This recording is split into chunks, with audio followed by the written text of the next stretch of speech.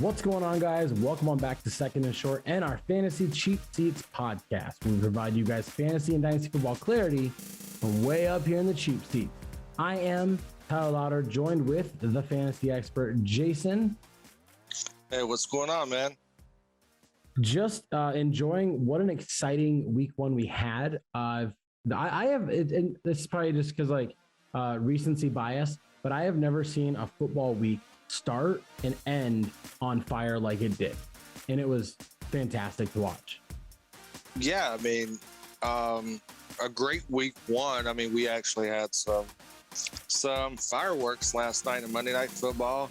Recap with your redraft and your dynasty leagues. How well did you do this week? Out of 26 leagues, I went 19-7. All of my wins came in dynasty leagues. All of my losses came in redraft leagues, except for two. I think I got 2 wins in redraft. The rest were dynasty wins. No redraft wins this week. None. Well, hey, that's right though. That's still a good week. Positive, and we talk about how important it is to win your week one matchup. I myself, I went 9-4 in my 13 leagues. Split in my redraft. I only do 2 redraft leagues, and all my dynasty leagues did pretty well. All my themed leagues that we talked about, that's where I had all my struggles in. I lost in I even had a league that I'm rebuilding in. I took over an orphan. It's free for this year and next year. And this guy accepted my trade during the Monday Night Football game of me sending away Josh Jacobs because I'm rebuilding. So I'm like, let's just fire sell everything. He doesn't accept my offer until during the game. So Josh Jacobs' fantasy points puts me in the lead to where I'm winning in a league I'm supposed to be rebuilding in. But thankfully, Leatherwood, the new rookie offensive lineman for the Raiders, goes offsides, prevents the field goal from coming out in overtime. Derek Carr throws a touchdown. I lose by 0.5 fantasy points, and my rebuild can start. It's a weird, happy success, but Yeah, I mean, that's one of those instances where you're relieved to lose rather than heartbroken. But I'm all about, if I'm going to rebuild and I'm going to try and tank, I'm starting my best lineup, and my lineup overshot its projection by 35 points. And that's the only reason why I had a chance of winning. So, but let's go ahead and let's start with some dynasty review, fantasy football review of week one. And we're going to talk about some unsung heroes, some surprises. And so, Jason, go ahead and give us your first surprise or unsung hero for week one. And yes, mine can be a homer. Yes, mine is going to be a homer. And the reason why it's going to be a homer, because this guy has been written off in a lot of leagues. And I'm sure that he rode the bench in a lot of leagues. And that's Sterling Shepard, who went 7 of 9 for 113 yards, 1 touchdown, with 24.3 points. And I started him out of necessity. The 2 leagues I have in him, my wide receivers are shit. Legit, Sterling Shepard is my wide receiver 1. That's how bad my receiver are.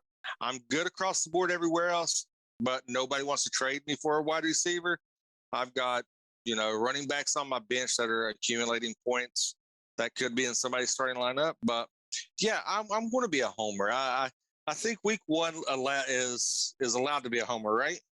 No, I think so. I mean, the pick isn't bad. Even being a homer is not even a bad pick because he did see 9 targets this week. We saw Saquon Barkley, who we're going to talk about later in the show, spoiler alert, who only had 10 carries for 26 yards. They couldn't get anything off the ground working.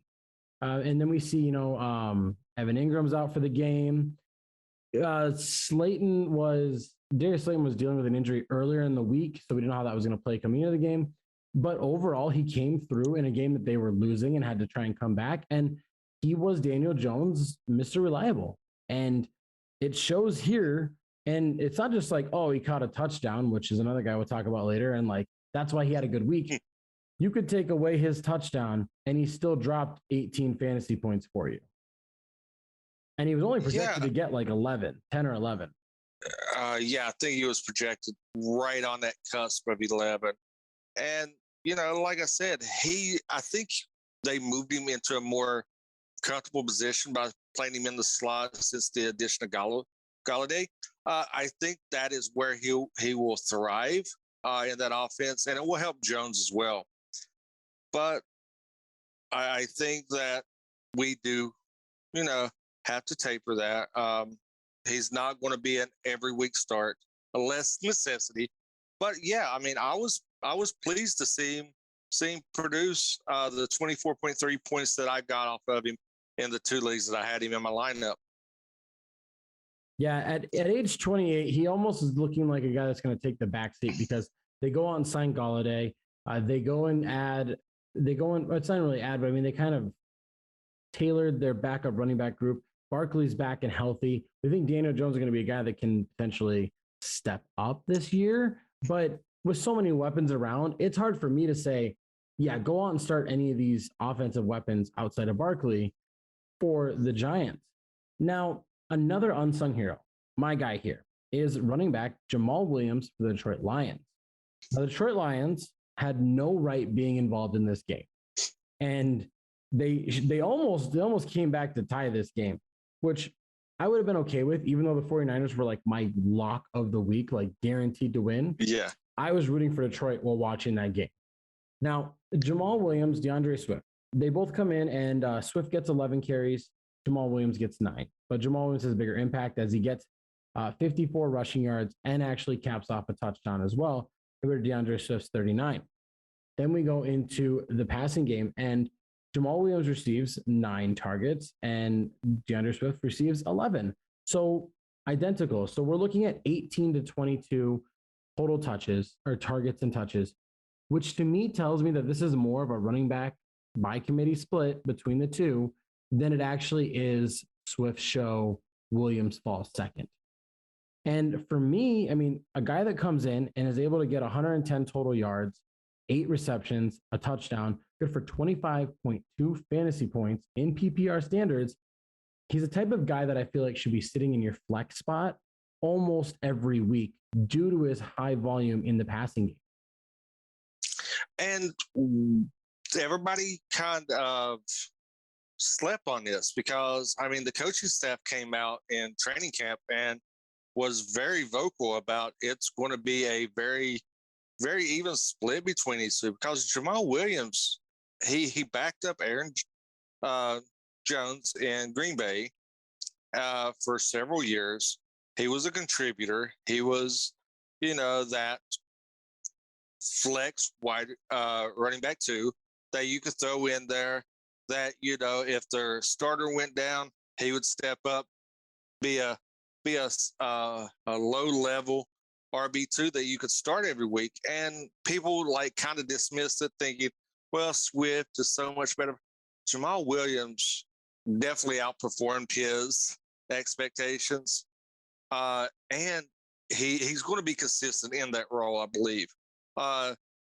Because the Lions scored like 17 points in the last 2 minutes, which was insane. And he was a big part of that.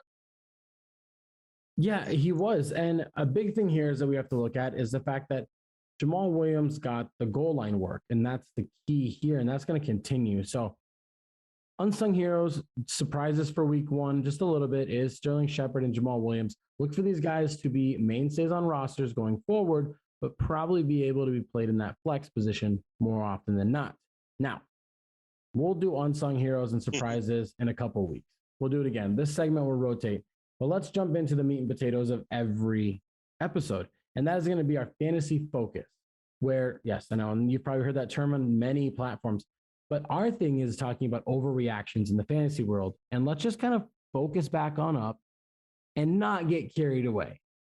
So why don't you go ahead and start us off with the conspiracy at quarterback for our first overreaction that we can tell people to calm down on. Yeah, and this is what was really surprising me is because I've actually, in a couple of leagues, had people vocally state that Rodgers is done, that he got pulled for Love to get looked at to become the week 2 starter, which thought was very laughable because, I mean, you're talking about a multi-time MVP of the league, the current MVP of the league, And it's funny to even think that when in hindsight, what actually happened was New Orleans came out and smacked Green Bay in the mouth. And, the coaching staff was like, okay, can we risk our franchise quarterback in a meaningless game that he's going to get hurt in and we lose him for the rest of the season? Or can we just lick our wounds, get Love some work, get that in there so in case something does happen, he has game experience? I'm going to go with the latter because Rodgers is cemented in as the QB1 in Green Bay. If anybody debates that, please at me because I would love to have that discussion with you. Yeah, I think that this is a huge overreaction. I think two things happened. I think the Saints came in very prepared for Green Bay, knowing that they had to make a big statement without Drew Brees around. Sean Payton has to have this emphasis of like, it's not just the Brees show. Like I was there the whole time too. And they got like you said, they smacked Green Bay in the mouth really early. They went up 17-3 at half. And going into the fourth quarter, it's 24-3. The game's almost over at that time. Rodgers was 15 for 28, good for 133 yards. That's 4.8 yards an attempt. He had 2 interceptions, got sacked. His QBR was 13.4, and his rating was a 36.8. Now, here's the problem. Jordan Love comes in, goes 5 for 7, 68 yards, has a better QBR and quarterback rating, but it was probably also against other backups for the Saints as well. Something we need to tone back a little bit. So our thing is, don't overreact on this. If you drafted Aaron Rodgers in, I don't know, probably like 7th to 10th round, wherever he was going, as your quarterback one for the year, you just ran into a Saints team that is better than we were giving them credit for. We assume with Drew Brees being gone, the Saints weren't going to be that good. But last time I checked, Brees didn't play defense for the Saints last year. So this defense, that is a quality defense, was just prepared. And Aaron Rodgers will have a huge bounce back. I mean, they get Detroit in week 2. I wouldn't be surprised if Aaron Rodgers is the QB1 in all of fantasy next week. Moving on to running back. Ezekiel Elliott is dead. He's dead. He couldn't run against Tampa Bay. They couldn't get anything going. Hold up a second. Zach Martin was out. Tampa Bay is really fucking good at run defense. If you just were watching that game, Vita Vea was all over the inside of the offensive line for the Cowboys. He literally owned them and was just doing whatever he wanted with them. And that's including without recording a statistical stat line at all in that game. He was just fantastic. The Buccaneers are great. Zeke had a game that was difficult. And you know what? He had at the beginning of the season. And the one big thing that I see overreactions is everybody going, go out and buy him low. Buy him cheap right now. If you have Zeke, do not sell him. Do not, because you're going to get the leftovers from somebody's food tray at lunch. That's it, because they don't want it. And you want to get something out of it. Don't fall for this. Yeah, and also you got to take into fact that offense passing-wise was humming. Cooper and Dak came out. I think Dak came out to have something to prove because of the ankle injury and the shoulder injury that we've seen, highly publicized on Hard Knocks and everything. He had to come out and make those statements. And once they got throwing the ball over the field, that became a shootout. And Dallas, I don't think Dallas they're not a time management team. They're not built for time management. They have some holes in that defensive secondary that you want to run the ball, but you're facing Tampa Bay. You're facing Brady. You're facing a tremendous wide receiver core. Dallas didn't really have a lead to sit on, to run the ball, to do the clock management. So, and that passing game was in full effect. So, yeah, don't sell Zeke. Zeke is going to be okay. He's going to be a top tier running back one. He's going to lead you deep in your playoff run as long as you surround him with other talent. But yeah, like you said, don't be just selling him over, week one faltering.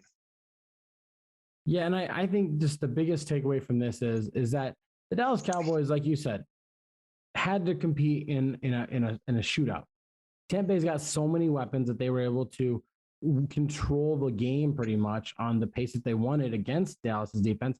The Dallas kind of had to go away from running the ball. They only had 18 rushing attempts in the game, with Zeke getting 11. Tony Pollard only had 4. So I'm not really worried about him taking any touches away from Zeke. If anything, Dak threw the ball 58 times. What do you expect? Do you expect them to throw it almost 60 times, plus them to have about 30 rushes? That's not going to happen. So in a game that wasn't tailored to running, because it wasn't supposed to be, Zeke didn't do well, like he wasn't going to do. So don't overreact on this. But let's move on. Let's talk about a guy that nobody was talking about, a wide receiver that had 2 touchdowns and now is going to be a top waiver wire ad, and everybody's going to spend all their fab on this guy that is probably a wide receiver 3 to 4 at best, and that's Zach Pascal. Yeah, and this is one that I actually seen somebody blow their fab on, their entire load on earlier when they didn't even need a wide receiver. And this guy, he got 2 touchdowns. And this goes back to a conversation we've had on previous episodes. Pay attention to your stat lines. He was not even the top target guy on the team. He was a targeted wide receiver, but the 2 running backs had more targets out of the backfield than he did as a wide receiver. That shows something right there. And the fact that, yes, he did score 2 touchdowns, okay, but he only had like 46 yards total receiving. Yeah, you got to taper those expectations. Yeah, you're going to get those vulture points, but look at your stat line before you go out and waste all your fab, before you give up that priority on the waiver wire, taking somebody that you're just going to stash, because he's not a player worth stashing unless you're absolutely desperate in need of a flex position or a streaming position in that wide receiver spot when you do have the bye weeks coming up. But even then, the idea that I am already hearing people going, forget about Michael Pittman, he's dead in the water, he didn't do nothing, and Hilton's hurt, and this run game is like, it's okay, but Zach Pascal is the number 1 option there. Hold up. Carson Wentz is going to use whoever he wants to use. Probably the running backs a lot. He likes to use safety nets more than he uses anybody else. In Philly, it was the tight ends. Here in Indy, it's the running backs who are better pass catchers. I really don't think that Zach Pascal is going to score this many fantasy points in any week going forward. I think a lot of people are going to waste their money right now. If he clears waivers and you don't have to worry about fab and you can pick him up for free, sure, put him on your roster, stash him. But I would stash to trade is what I would do.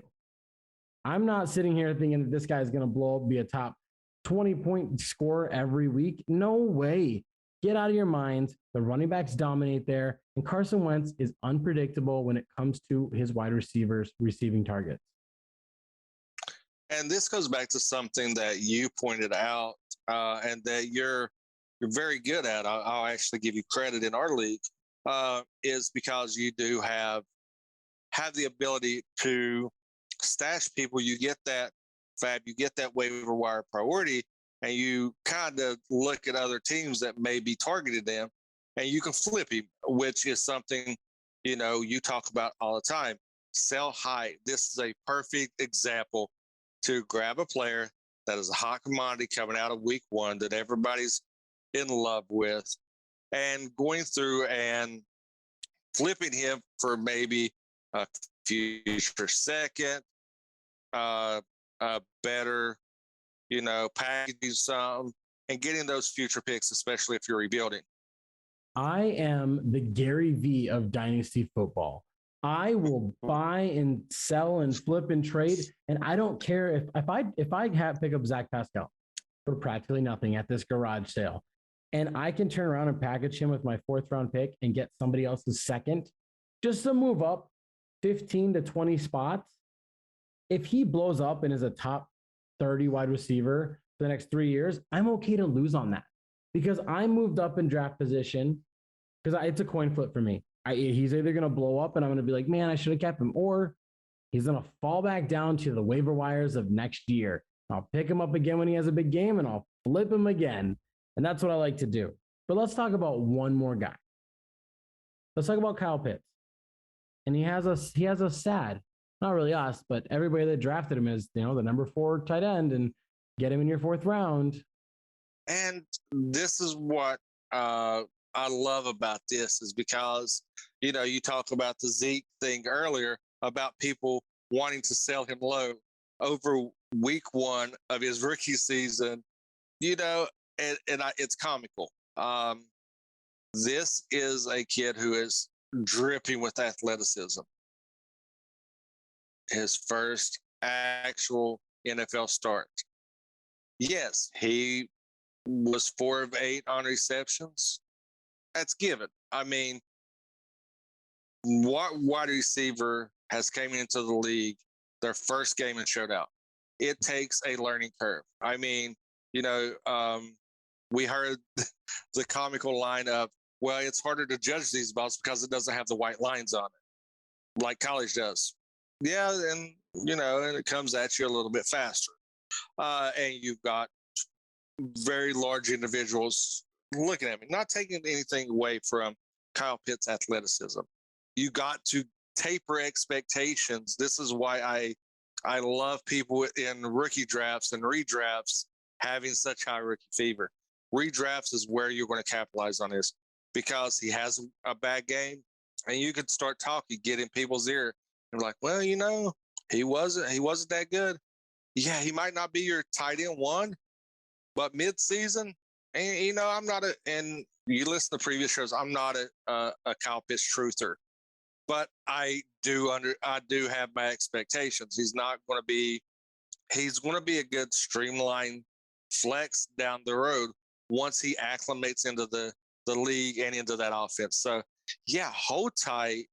Don't sell him low unless you're in a league with me and I'm trying to get him. Then sell him low as possible. I mean, I'll give you just about anybody you want in my wide receiver 3 range for him, and and I'll be happy to let him sit on my bench to get his feet wet, and then plug him into my flex position week 6 and reap the benefits.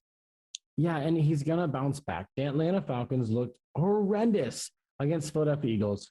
Nothing was working. Nothing was going. Matt Ryan looked bad. He was my start of the week at quarterback, and I had no idea the Atlanta Falcons were going to do that bad against the Philadelphia Eagles, or that the Philadelphia Eagles were going to do that well against the Atlanta Falcons. Either way, I didn't expect either of those things to happen. I thought it was going to be a shootout. Now, here's the reason why we're saying don't panic. He received 8 targets in his first NFL game as a tight end. That says something. Yeah, sure, he didn't convert them all. Yeah, he only had like 48 yards or whatever, less than 50 yards. But he did have a nice 18-yard reception. He was able to show that he can work underneath and kind of get those chunk yards. But I really, 8 targets is a huge thing here. He saw a lot of playtime. His snap count was high. This is a guy that is probably going to bounce back. Don't panic. Don't sell him. If you can buy him, not a bad idea. Maybe you have Tyler Higbee and you're like, hey, let's do a little swap. This guy's scoring touchdowns. Your guy isn't.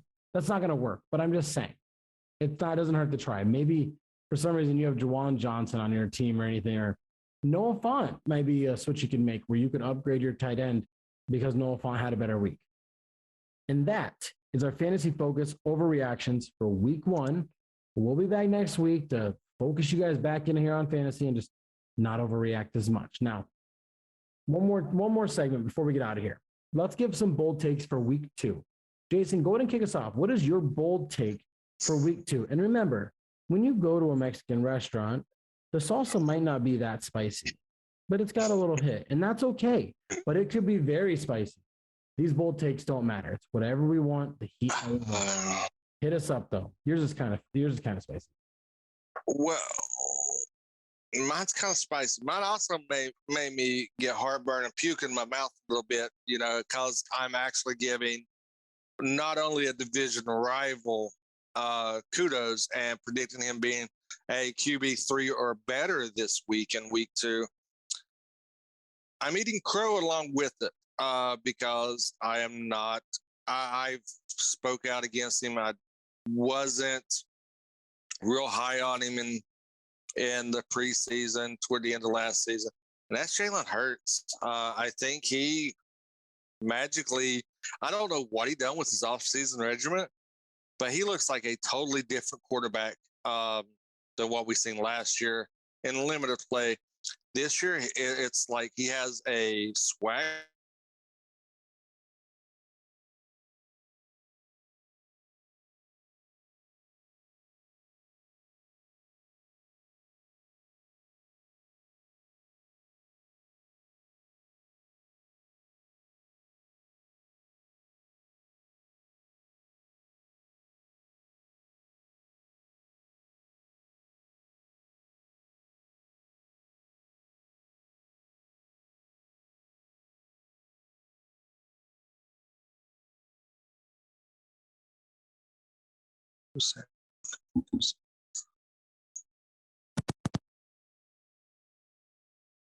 You're muted.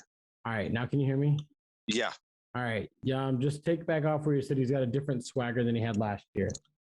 That's the last thing you're at. Yeah, I mean, he's got a different swagger than he had last.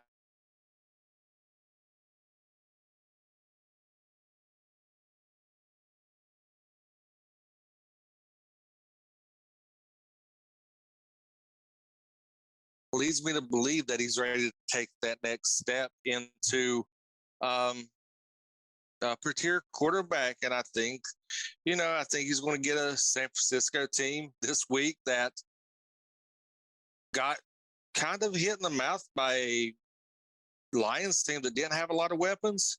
That Philadelphia does got a lot more weapons.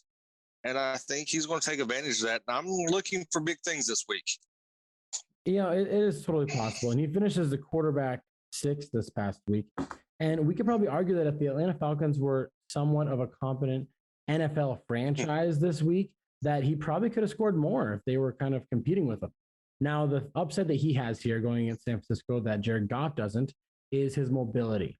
And I think that's something that he didn't really have to, he didn't have to have any rushing yards to have a successful game in week 1. I think he might have to in week 2 to kind of have that successful game. But we're looking at if you're going to be a top 3 quarterback, I'm not saying that this is going to be the same as last week, but you got to score 30 fantasy points. And that is not easy, especially when he's only projected to get, in the 20s, early 20s. But totally capable. I like the take. Okay, now I had a bold take, but I'm going to kind of almost retract it because this comes, this Thursday Night Football. And this podcast drops Thursday. So if you're listening to this after Thursday, it's not really a bold. I don't know. You can already see there's no anticipation. But Saquon Barkley is going to finish outside the top 20 running backs for the second consecutive week in fantasy. Now, he doesn't have a favorable matchup with the Washington football team, but I just think he's going to start off slow, and we're going to start seeing him sit on benches, and then he's going to pop off here in week 3 or 4. Man, that hurts. That's like a dagger to my heart. I mean, I start off with the homerism, and you put me up on cloud 9, get my hopes up, let me talk about Shepard and everything, and then you hit me with something like this. I mean, that hurts. That definitely hurts. That stings a little bit, but I'm right there with you. I think they're still trying to ease him in. An ACL injury is something to be taken serious, especially when he's your franchise running back.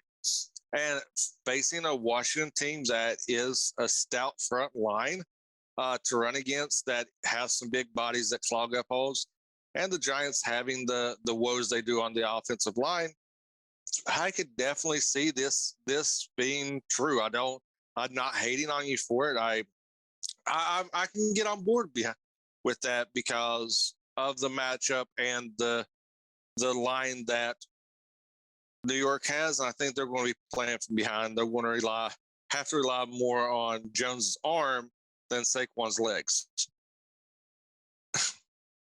My bold prediction that is going to be a little bit hotter. It's going to be on Sunday, so we can actually review Los Angeles Chargers, Dallas Cowboys. Now, we kind of can say this is probably going to be a shootout, so that's where this prediction comes in. So Keenan Allen's probably going to finish in the top 15 among our wide receivers. That's probably fair. Austin Eckler's probably going to finish as our RB1. But I think that Mike Williams will also finish as a top 20 wide receiver this week. So that means they're going to have 2 top 20 wide receivers and a top 10 running back all in the same fantasy week against the Dallas Cowboys. Now, this is a little bit different than last week because Tampa Bay didn't have a top 10 running back against the Dallas Cowboys. So that's where my bold take is at, that Mike Williams is going to pop off again because I think this season is Mike Williams' coming out party.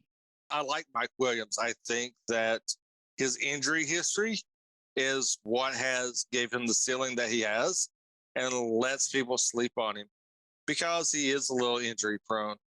But I think the kid has talent, and he proved it this past week. Herbert likes targeting. He's a very great complementary wide receiver opposite Keenan Allen, and I think he could take that next step.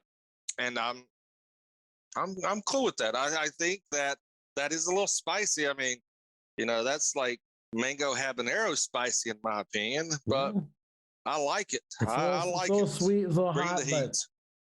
And that's going to do it for us here on Second and Short and the cheap seats. Hopefully, potentially, we have provided you guys some fantasy and dynasty clarity from way up here in the cheap seats when it's all murky and you're overreacting and there's fires everywhere after week 1. Or maybe you're bragging like that guy on TikTok that says he's the best ever because he plays in 5 redraft leagues, whatever. Whatever it is, hopefully we got some clarity for you guys. Now, be sure to follow us. All of our social media outlets are below us right here. TikTok, Twitter, Facebook, Instagram. There's something a little bit different everywhere. Facebook is kind of the home for it all. We also have the Second and Short podcast.com where you can get everything collected as well. And go ahead and hit us up on Jason's Twitter where he's going to answer some of your guys' trade questions and maybe some start sit. What's your Twitter at? That would be at TZLEY822. Just look for the Second and Short logo. Hit me up, slide in those DMs. Any trade questions, start questions. Be more than happy to answer. And definitely down below, if you're watching on YouTube right now, subscribe, hit that like button. Give us your start sit questions down below because that's what everybody's asking. Give us your trade questions down below. Give us your waiver ad questions down below. Anything. We might not have the right answers, but hopefully we can provide a little bit of clarity that will lead you to the right answer. And like I said, that's going to do it for us. Thanks for listening, and you guys have a good day.